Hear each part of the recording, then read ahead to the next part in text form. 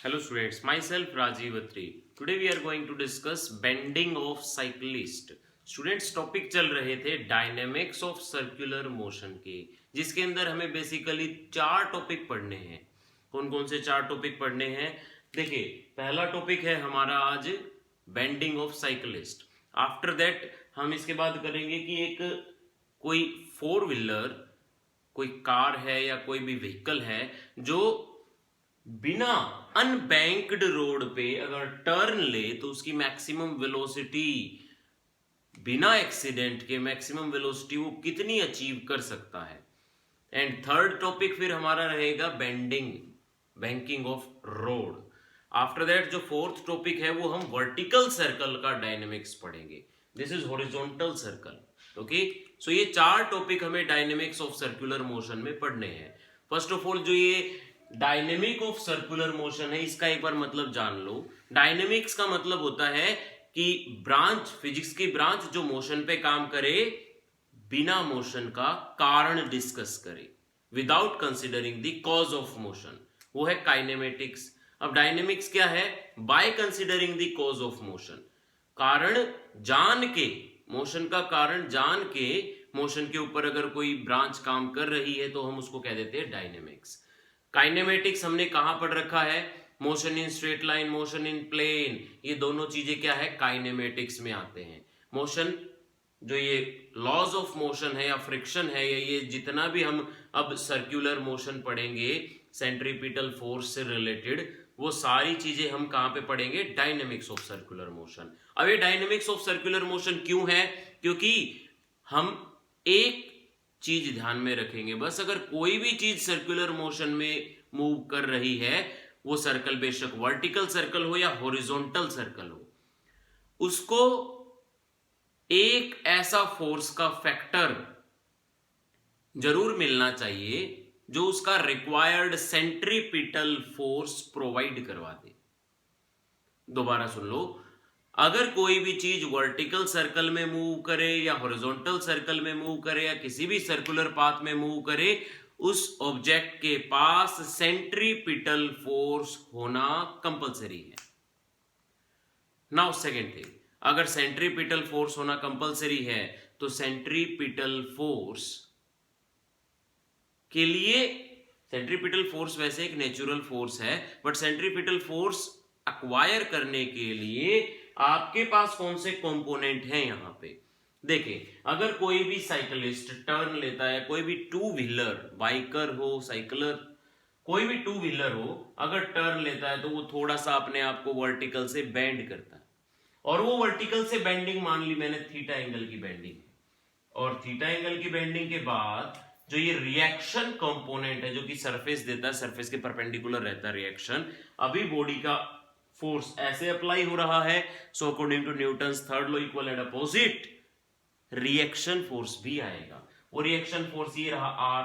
अगर हम इसी को रिजोल्व करें, ये देखिए वर्टिकल के साथ थीटा एंगल बना रहा है ना, तो यहां पे अगर मैं कहूं ये आर कोस थीटा एंड ये R sine theta, weight of the body is vertically downward, weight is vertically downward।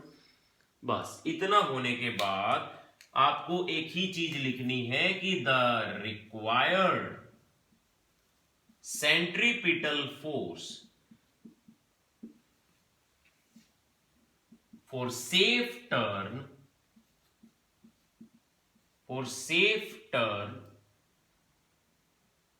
given by r sin theta, that is अगर मैं r sin theta को as a centripetal force consider करूं, कोई गलत बात नहीं है। हाँ, ये r sin थीटा क्या है? सेंट्रीपिटल फोर्स का काम कर रहा है, तभी ये साइक्लिस्ट आसानी से टर्न ले पा रहा है। सो आपको दिमाग में ये रखना है, कोई भी चीज अगर टर्न ले रही है, सर्कल में मूव कर रही है, तो उसके पास सिर्फ एक चीज होनी जरूरी है, वो क्या? Centripetal force. और अगर सेंट्रीपिटल फोर्स का काम कोई और फोर्स कर रहा है, जैसे कि यहां पे रिएक्शन का साइन कंपोनेंट कर रहा था, तो वो बॉडी सेफली टर्न ले जाएगी, अदरवाइज सेफ टर्न नहीं हो पाएगा। सिमिलरली वर्टिकली वर्टिकली क्या हो रहा है, R cos theta is balanced by mg। Vertical component जो है वो mg को सेव कर रहा है। अदरवाइज अगर वर्टिकल कंपोनेंट थोड़ा सा भी कम हुआ इट मींस mg बढ़ जाएगा, mg बढ़ जाएगा मींस द साइक्लिस्ट क्रैश। हाँ, तो ऐसा ये दो कंपोनेंट एक बार आपको बना लेने हैं। आफ्टर दैट क्या हो, आपको दो चीजें निकालनी होती है यहाँ पे, maximum velocity acquired by the vehicle, cyclist हो या कोई कार है या बाइकर है, मैक्सिमम वेलोसिटी, और थीटा कि कौन सा सेफेस्ट एंगल है जो वो बेंड कर सकता है वर्टिकल से। सो थीटा निकालने के लिए तो देखो डिवाइड कर दो on dividing sine by cos tan theta and right hand side is m to m cancel, ये बच गया v square by r g. Theta is equal to tan inverse v square by r g. So यहां से आपको अब दो चीजें सीखनी है, थीटा बड़ा कब होगा और थीटा छोटा कब होगा। अगर r बड़ा है, रेडियस ऑफ द सर्कल बड़ा है, बड़ा सा सर्कल, बड़ा सा सर्कुलर टर्न लेना है, तो थीटा इतना ज्यादा बड़ा करने की जरूरत नहीं है, जो कि हम प्रैक्टिकली भी सीख सकते हैं। अगर आप बड़ी सी टर्न लेना चाहते हो तो इतना ज्यादा बैंड होने की जरूरत नहीं है। ओके, सिमिलरली अगर आपकी रफ्तार बड़ी है, रफ्तार बहुत तेजी से आ रहे हो, तो आपको ज्यादा बैंड होने की जरूरत है। Okay, so if v is larger then theta should be larger, and if r is larger then theta should be small। ये दो फैक्टर्स हैं जो थीटा डिपेंडेंट फैक्टर है। ओके,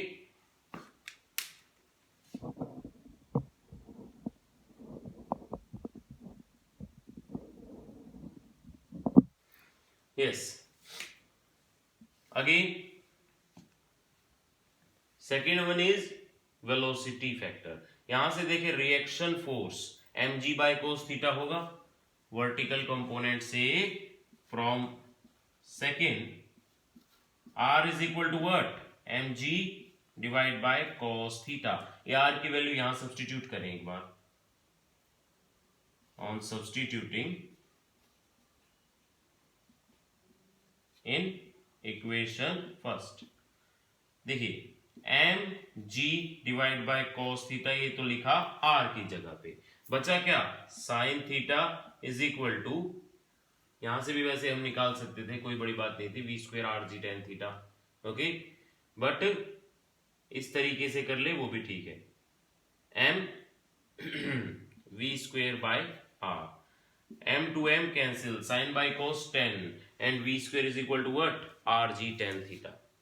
वेलोसिटी कितनी निकल के आई, v square is equal to R g tan theta, और v is equal to under the root R g tan theta. This is the safest velocity by which the cyclist can take turn by taking into consider theta. ये दोनों point आपको ध्यान में रखने हैं और theta आपका अप्रोप्रिएट होना चाहिए इन दोनों पॉइंट्स को ध्यान में रख के।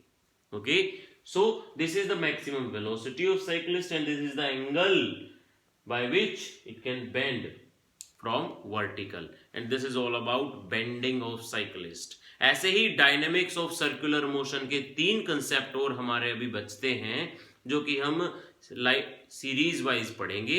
ओके, आपको ध्यान में एक ही चीज रखनी है कि centripetal force, required centripetal force to taking a safe turn is given by which component। Okay, thank you for your precious time।